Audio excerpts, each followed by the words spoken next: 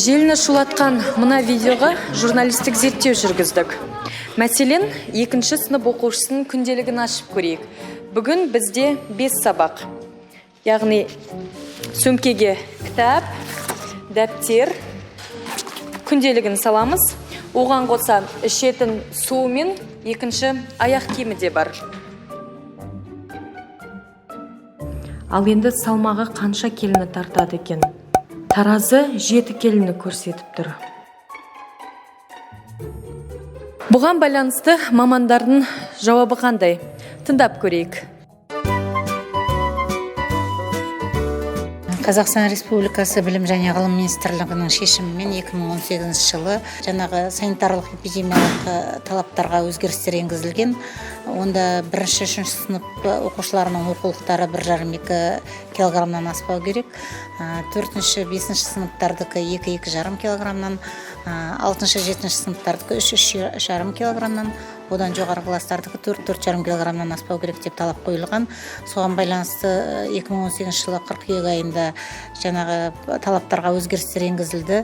2018-2019 шыққан оқулықтар бұл талаптарға сай. Білім және ғылым министрлігімен жеңіл портфель деген концепция ойластырылып жасалуда.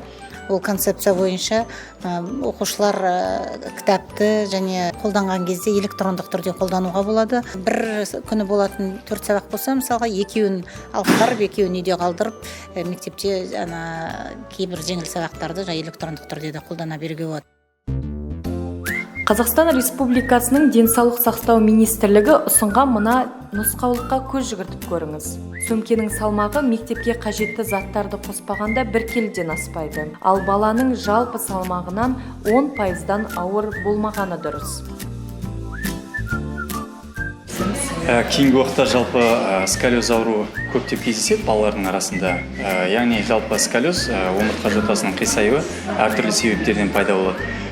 Соның ішінде қазір балалардың көп, яғни физикалық, физический нагрузка дейді, сол нәрсенің жоқ болуы, яғни ұзақ уақыт сотка ойнап отыруы, яғни компьютер ойнап отыруларына байланысты отырған кезде, яғни баланың дұрыс отырмауы, яғни асаң-кісін тік ұстап отырмауының нәтижелерінен де келіп шығады.